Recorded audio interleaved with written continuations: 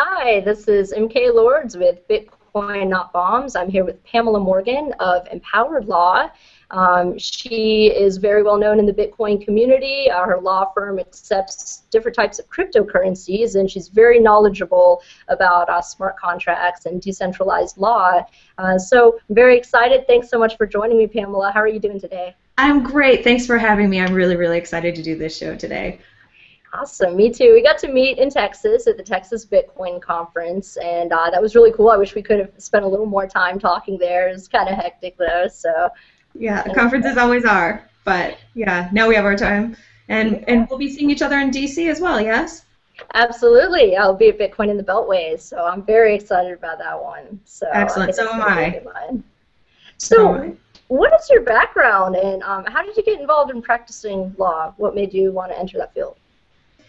Well, I've always been an entrepreneur, and when I started in a lot of different businesses, I've worked in a lot of different industries, bartending and waiting tables and doing all these sorts of things that people do as they're putting themselves through college. And I worked in paintball, which some of your viewers and listeners might know. And I was getting a business degree. I have a degree in small business management, and I also have a degree in business administration and computer programming. And when I finished my bachelor's degree, I was trying to decide what my next step was. What was I going to get a master's degree in software engineering, or maybe go to law school? I was kind of thinking about a lot of different things. And I always knew that I wanted to teach college, which is one of the things that I do. And so I thought to myself, well, a law degree is a little more versatile, and it's great to have the knowledge. So I didn't actually go to law school. Shh, don't tell anyone. I didn't actually go to law school to be a lawyer. I went to law school for the knowledge. And so after law school, you do what everyone kind of does, which is take the bar. And so I did that. I went to law school in Detroit, Michigan, where I grew up. And then I promptly moved to Chicago, Illinois, and took the bar there and passed. So I'm licensed in 2 states, Michigan as well as Illinois. And so, I kind of went through a different path, a different route. None of my family, none of them practice law. I don't, most of my family are entrepreneurs. And so this was a very different path than everyone else in my family has gone through. They like to joke and say that they still love me, even though I'm a lawyer. But, I practice law as well as teach because I want to make a difference in people's lives. And my firm is called Empowered Law because I believe in empowering people, through knowledge, and then also helping them to use the law to actually help themselves in situations rather than using it as a hindrance. So that's awesome. So what is your kind of personal philosophy, and how has it kind of changed over the years, and how does it play a part in Empowered Law? That's a great question. I've always been committed to social justice and change and fairness. And so throughout everything that I do, I'm now fortunate enough to be in a position where I only choose projects and partners that I believe make a positive impact in the world. So I don't do anything that's negative. I don't do anything that's neutral. I only do things that I believe will benefit the world overall. So that's kind of my personal philosophy. I want to be a positive impact. I want to have. That's great. So Empowered Law takes a lot of different cryptocurrencies. It takes Bitcoin. How did you learn about Bitcoin, and what were your initial thoughts? I initially learned about Bitcoin. I was in Athens, Greece at the Disrupt conference, and I was giving a presentation on entrepreneurship for persons with disabilities. And Andreas Antonopoulos was there giving a presentation that's now infamous about Bitcoin. I was in the audience, and I was really, really impressed with the power of Bitcoin and the idea that it could actually disrupt the status quo, and it could actually make a big difference and a huge impact. And that's what I've always been looking for. As I said, I like to do things that positively impact the world. And so whether that's teaching college, whether that's practicing law, whether that's in the realm of entrepreneurship or Bitcoin or cryptocurrency, my goal is to impact the world in a positive way. And so when I became aware of Bitcoin, I immediately saw the potential not only as a currency, but also as a protocol. And I immediately gravitated with my background towards entrepreneurship and the law and how this technology can be used to kind of decentralize law, streamline systems, make things less expensive, reduce risk for clients. So that's why I got really excited about it, and I've been absolutely into Bitcoin ever since. And that's really interesting when you're talking about decentralized law, because so many people automatically assume that the status quo, the way things are now, will be the way they always will be in the future. And in a lot of ways, it's a dying system. And law is something, we understand this when we see central planning from governments controlling the economy, things like that, or even police forces. But maybe some people don't think about how centralized law is. Could you kind of elaborate on how the blockchain decentralizes law? Absolutely. This is one of my favorite topics. So, all of our systems are hierarchical in nature, right? So we have someone who's in charge, and in the legal system, it's, the legislature or a judge. And so one of the things that I noticed when I was in law school is the inaccessibility of good legal service to the majority of the population. So if you are very well off, you can afford to hire the best attorneys. If you have, no money, you may qualify for a pro bono lawyer if you have the right mix and you're in the right area and they have a caseload that they can take it. But for the majority of people, at least in the United States, good legal representation is inaccessible. And so I've been looking for ways to make law and legal advice more accessible to the mainstream, to the general public. And so I've had a lot of different ideas on how to do that over the years. The blockchain technology is great because as we move towards smart contracts that can be executed on the blockchain, we're shifting the risk from me as an attorney writing a 30-page contract for you that you don't really know what it says, right? And so we sign contracts all the time where we have no idea what they say. And so then when it comes time, when you have a problem, because that's the only time that contracts really matter, is when you have a problem, you have this contract and you go to the contract and say, okay, here's my lawyer, please interpret this for me. Am I going to win? Am I going to lose, right? The difference with blockchain technology is that once a clause is coded into the blockchain, once that is in executable format, it will execute.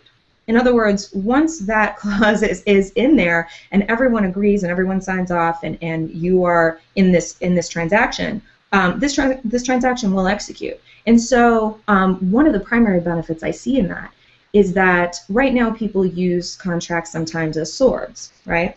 So they say things like, oh, well, I know our contract said that I should pay you $10,000, but I'm having some cash flow issues and maybe I don't really want to give you $10,000 right now. Would you take 8 instead? Because it's going to cost you a lot of money to try to get that extra 2,000. Yeah? Does that make sense? So when you're using the blockchain for contracts like this, that $10,000 is already secured on the blockchain. So you can't negotiate midstream without complete consent from both parties. Right, and it does remove that kind of corruptible human element in a lot of ways. You see a lot of classism when it comes to the justice system, and you made an excellent point about, if you don't have money, if you've been wronged by someone, it's very hard to get representation, or even things like resolving a dispute. So what are some of the things that Empowered Law specializes in? I saw that dispute resolution is in there. What kind of cases do you take? Obviously without giving details, but what are some of the cases you take? Yeah, so one of the things I do is I help businesses start, operate, and then end. So basically I help entrepreneurs in all of those phases. And inevitably disputes will arise. So, I do dispute resolution, but I try to do dispute resolution using interest-based bargaining and negotiation techniques. So I think one of the most important things to remember when you're looking at dispute resolution is that there's a much bigger cost than just the dollars or Bitcoin that are at stake. There's an emotional cost. There's a time and energy cost. So while you're fighting this dispute, you're not focusing on your actual business. You're not focusing on business operations. You're not focusing on everything else that you should be doing. And so, I do dispute resolution. Typically, I talk to both parties. I try to find out what the underlying issues are and try to help them resolve. Much like a collaborative law scenario. I'm not sure if you're familiar with collaborative law, but no, the idea, many people aren't. It's kind of a new-ish area of law. And when I say new-ish, I mean, in terms of law, which nothing's really new in law.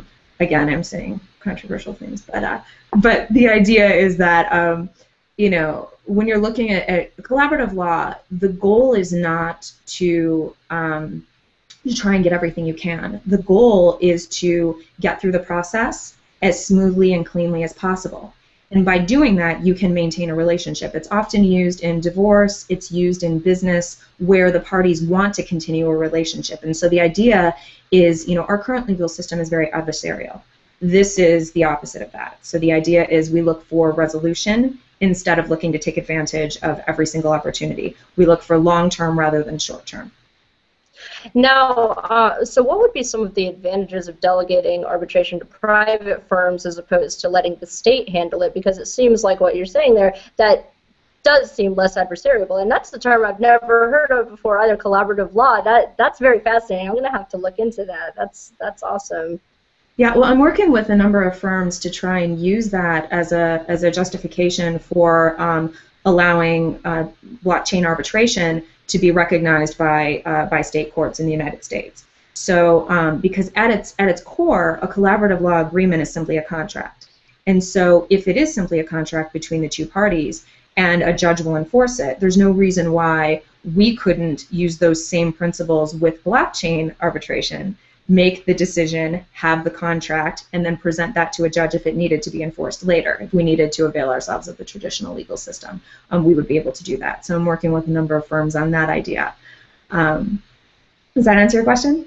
Yes, definitely. And you mentioned on your site that you take a number of other cryptocurrencies. What are some other cryptocurrencies besides Bitcoin that you accept for your services? Oh, well, I love cryptocurrency, so I accept almost all of them. Anything that's traded, I'll accept. That's awesome. I'm all for competing cryptocurrencies myself. I'm not heavily invested in many of them, but I do like to study kind of the cultures behind them, kind of how new ones are popping up. And I really love, for instance, Dogecoin, which is so focused on charity. That's great. I love that. Yeah, I love that too. And I really want to support the ecosystem and the community. And I think that the more currencies that are out there, the larger and more robust the ecosystem becomes. So, yeah. Absolutely. And cryptocurrency is said to be just the first app of Bitcoin in this larger blockchain technology. I mean, it's a payment system. It's so many other things. So what do you find to be the most exciting possibilities when it comes to blockchain technology? We did talk a little bit about contracts, but are there any other features that you really want to see coming out? Absolutely. And this is another idea that I'm working on with a number of people in the industry. But I feel like there's an opportunity to really get into decentralized law. And when I say that, in decentralized dispute resolution, I mean something along the lines of having an online dispute resolution mechanism where instead of a single judge or instead of 12 people, a jury of your peers, we could actually have thousands of people all across the world weighing in as arbitrators, and we can actually crowdsource justice.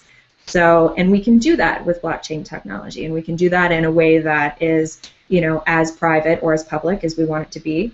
We can do it in a way that is where the parties get to actually choose. If you only want 3 arbitrators, or if you only want 3 people to decide, you can have that. If you want 5,000 to decide, you can have that as well. And that's something that we've never been able to have before. We've never been able to choose the people who help us resolve our disputes, with the exception of mediation. We don't get to select our judge. We don't get to select our juries. Those are all chosen for us. We can also choose our law, which I think is a really important point. With blockchain, we are not locked into using U.S. law. We can use laws of other jurisdictions. We can adopt a number of different codes. And so I think that's important when we consider the global nature of Bitcoin and the crypto community, because it's not just people in the United States doing business with people in the United States. And so we have the opportunity ultimately to kind of write our own code and decide what laws we want, what we want to live by, which is really what law is supposed to be. It just isn't really there anymore. Right, and there's this huge conflict. You hear a lot of libertarians bring up this topic, this conflict between natural law and U.S. law, and all of these very unjust laws that you see being passed, and people are just forced to conform to them. And you see a complete disempowerment when you have a jury of your peers deciding something that they either don't know about, something like jury nullification, or especially in the past, if you look back throughout history, it wasn't always a jury of your peers. For instance, you saw this a lot during times where slavery was an issue, or even during the civil rights movement. There were so many trials where they would, and still today. This still happens. This, the racism in the system is still very prevalent, and it seems like blockchain technology kind of surpasses even things like jury nullification, which I find really interesting, but it is very hard to try to force into the current system. It almost completely sidesteps that practice. Not that you shouldn't, encourage jury nullification. I think that's really interesting, but it's very hard to get that in because the system is so closed. Yes. Yeah, I mean, it absolutely is. And jury nullification, I remember when we talked about it in law school, it was this taboo subject. It's this subject that lawyers, aren't really supposed to talk about. It's the idea that, the jury can nullify essentially a just law by not enforcing it. But I think that's a really important component of our system. I think it's an important check and balance, and I think that even in the blockchain, if you have any sort of dispute resolution mechanism, you will have that inherently built into the system, right? So even if you have 1,000 arbitrators, if they all agree that the law is unjust and they choose to not enforce it, or that there will be an unjust outcome, I believe people will do what they believe to be the right thing. So that's why I'm excited about kind of crowdsourcing justice and those sorts of opportunities that the blockchain presents. And I think a lot of people would agree with the quote, you have a moral obligation to disobey unjust laws, but rarely can you ever practice that without being thrown in a cage or without being unjustly attacked or things like that. And it is kind of interesting. I'm just so fascinated with all of the different things that blockchain technology can do. And so we talked about decentralized law. What are your thoughts on blockchain technology influencing decentralized government? Well, I want to make one point about what you said a second ago. I think that this is a great opportunity for us to write our own laws, and I think that I would really like to see people participating in that, and I'd like to start. Some people in the industry have already started a dialogue. Many lawyers in this space are interested in regulation and working with the regulators and and those sorts of things, and I think that that's great work. I'm completely disinterested in it. I would much rather work on decentralizing law with the blockchain and kind of creating our own systems in the way that we actually want them to operate. And so again, we're presented with this new opportunity to create a system that includes governance that we've never been able to do before because we're doing it on a global scale. We're no longer confined by borders, by boundaries. We have this blockchain technology that doesn't recognize borders or boundaries. And so we have the opportunity to create systems that do the same. Absolutely, and I really, really liked the point you made about people writing their own laws. You know inside, I would say a lot of people know internally that many of these laws are completely unjust. For example, we see a lot of these unjust laws where I'm from in Pensacola, where they've banned homelessness. They're imposing massive fines on people for the crime of not having a home, and it's disgusting and it's so backwards. And I'm a believer in your average person knowing what's right and having the common sense to be able to distinguish between a just and an unjust law, and that's really fascinating. What are some resources people can go to find out more information about writing their own laws or decentralized law? Well, this is a brand new area of law, so I would love to have a discussion with people if you're interested in this topic. Please reach out to me. because I have a number of different people that are interested, but this is a brand new area. If you're interested in general law in the United States, there's a website called NOLO, N-O-L-O, which has a lot of information. Stanford also has a fantastic resource for legal research if you're interested in kind of precedent and that sort of thing. But yeah, this is a totally new area of law, which is another reason why I'm so excited about it. Well, that's what I love about the disruptive nature of the blockchain is you're able to add all of these things on top of it, and you're able to create these new systems of societal organization without asking for permission and without working with these regulators. And the lawyers that I know are very principled people. They're very great, but they do have power in knowing the law and in working a lot of times with these regulators. So it's really refreshing to see a lawyer who's coming out and saying, I don't have any interest in working with these people. So what are your opinions on maybe some of the coming legal issues with Bitcoin? Where do you see that going as far as regulation? I think that governments around the world are going to, try to regulate Bitcoin. I think that a lot of businesses and a lot of investors want that kind of regulation because they want to reduce risk and uncertainty. So there's a lot of investors that won't invest in until they understand, how the IRS is going to deem, they're going to deem it property and what the capital gains implications are and all of these things. But I think while they're doing that, the rest of us are going to be doing great work. And I think that those of us that aren't as interested in those sorts of in those sorts of things can focus on really using this technology to change people's lives and making a difference. Like Sean's Outpost and all of the other great organizations that are doing really, really life-changing work. So as far as legal issues go.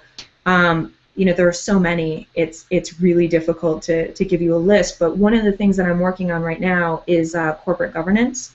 So I'm working on the idea of using multi-signature transactions, multi-signature accounts in order to protect corporate funds from embezzlement, fraud, coercion, those sorts of things. And so some of my clients are actually using multi-signature accounts for their treasury accounts, which is great because then you don't have a situation like Gox or when you have custodial funds, you don't have one person who can run away with the funds because you need 2 or more signatures depending on the multi-sig that you implement. And so I'm working with some of my clients to do that, which is great. Another consideration is what happens, and this is kind of a depressing subject, but what happens if someone becomes incapacitated or dies? What happens to your Bitcoin or your crypto? We're taught to protect our private keys, right, and to keep them safe and to keep them away from everyone else and make sure that no one can find them. Well, there's a flip side to that. And what happens if you become incapacitated? What happens? What should you be doing? So those are a couple of the articles that I'm writing right now, and those are a couple of things that are really on my mind aside from the decentralized law sort of thing. That's brilliant, especially about the multi-sig corporate governance, because it is a really valid criticism that these corporations a lot of times abuse funds, and in the case of Mt. Gox, we literally saw one person run off with a bunch of people's money. We see it happen in other corporations too, with dollars and people who aren't even using Bitcoin. It's a serious problem, the corporate corruption, and it's a perfect technological solution to this problem. I mean, obviously, you're not going to solve a lot of the conditions of the human heart. A lot of people who are going to choose to steal from others and harm others, but you can definitely kind of lessen that damage over time, and that's just fascinating to me. I didn't even, it's amazing because a lot of these things I didn't even conceptualize of. I didn't even think would be possibilities when I first learned about Bitcoin, and it really opens up an entirely new world. And it's also, we're still in the very beginning stages, so this is the perfect time to really be resistant to a lot of regulation and a lot of these things that they're going to, like even taxes. I mean, I pay my taxes, but I do have a respect for tax resistors, and I think it's perfect it's perfect timing to be able to resist some of these things that people are trying to do with Bitcoin at the beginning, because a lot of people compare it to the internet, and in the beginning stages of the internet, there was a lot of bad-mouthing it. People didn't really understand it, and it really got effectively demonized. And if people would have pushed back more, I wonder what type of internet we would have today. And I'd like to see that with Bitcoin and these other cryptocurrencies and technologies that are coming out, a strong streak of resistance. Yeah, absolutely. I mean, for my clients, of course, I recommend that, they're aware of the risks that they take, just as in Bitcoin, just as with any other risks that they take. But I think that one of the most powerful things about Bitcoin is that, again, we have the opportunity to create a system that we want to create. And so the question is not what part of the old system should we adopt. The question is, why did we have this old system? What problem was it trying to solve? And what are the options that we have now for solving that same problem, right? Because the same problems exist in the, quote unquote, traditional or real world as they do in the virtual world. So for example, when you're looking at corporate governance, traditional corporations that are run appropriately have safeguards in place. They have bank accounts that require more than one signature. They have these types of safeguards that are available for much less money, and they're actually superior solutions in the blockchain. So I think that, again, to circle back, the idea is to look at the kind of system we want to create, the kind of problems that we want to solve, and then look at the options, not wholesale adopting the real world, quote unquote, or the current system, and then saying, well, we're going to take 90% of it and we'll just leave this 10% behind. I think this is our opportunity to really reinvent everything, and we should take it. And that's such a huge issue when it comes to restitution for things stolen. If you're going through small claims court or something like that, or even a lot of money is stolen, it's not always able to be paid back. A lot of people run off with funds, and the victims are never able to see them again. And it's really unfortunate that that doesn't get addressed, and people, aren't made right or made full again. So let's see. Where was I going to go with this? Are there any other functions that you want to see come out? Let's see.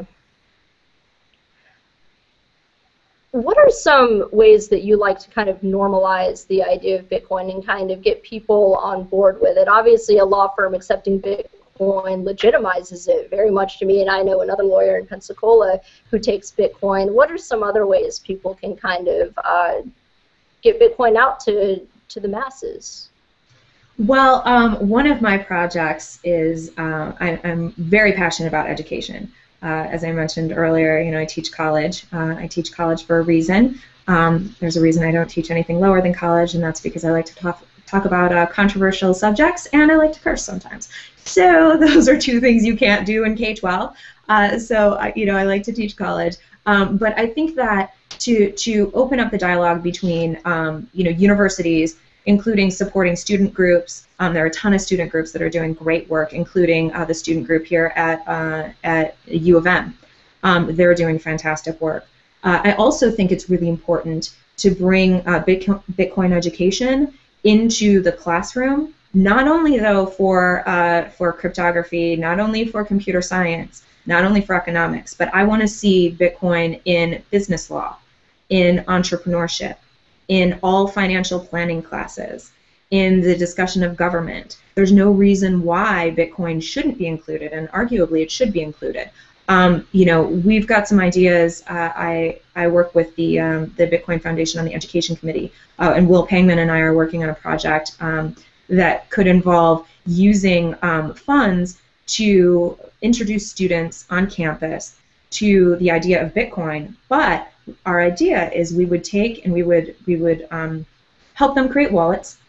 We would fund a small amount of Bitcoin in each wallet, but then we would give them the opportunity to either give to charity or to not.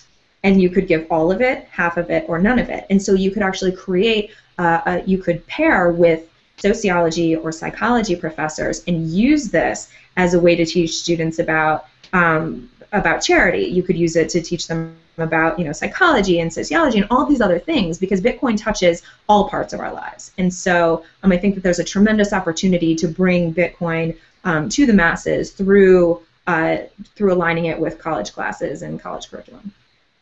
That's fascinating. That's great that you're working with Will. Will is a panelist on the Bitcoin group with me every week, and he is awesome to talk to. And I really think that this technology is for the next generation. It's for everyone, of course, but the people who are resistant to it, who are maybe sometimes never going to get it because they don't want to, maybe it's not so much for them. And I've always thought that it's for the people who are forward-thinking and want to really shake things up and change the status quo. Because the children are the future as far as I'm concerned, and especially at the college level where you're getting introduced to critical thinking and all these other things, Bitcoin should absolutely be included in that. So that's amazing work, what you're doing. Where can people find out more about the work that you're doing and get in touch with you? Well, they can visit my website at empoweredlaw.com, EMPOWERED law.com, or you can follow me on Twitter. It's Pamela JD, PAMELAWJD, and those are usually the best ways to get a hold of me. My contact information is on the website. Awesome. And do you have any more comments you'd like to make about decentralized law or Bitcoin or anything? Other than I'm completely open and interested in working with you and any of your audience. If you want to talk about these things, I'm definitely interested in talking about them. So yeah, I'm always looking for people to discuss decentralized law and these sorts of ideas and implement these ideas. Or if you're interested in the education component as well, always looking for ideas and collaborators. That's awesome. Well, thanks so much for joining us. And speaking of education, Bitcoin Not Bombs does have quick start guides. We're translating them. We have them translated into Spanish and English at the moment, and we hope to expand that. So definitely get in touch with me if you'd like some of those quick start guides. I can get a bunch to you. It's very straightforward. What is Bitcoin, how to buy it, how to spend it, and reputable Bitcoin companies. And Pamela will also be speaking at Bitcoin in the Beltway June 20th through the 22nd. So definitely come check that out. Come see us both there. Say hey. And yeah, let's talk about Bitcoin. So thanks so much for joining me again, Pamela. And you're awesome. And I look forward to seeing the work that you're going to be coming out with. That's great. Thank you. I had a really good time. So thank you so much. All right. We'll see you next time. Thank you.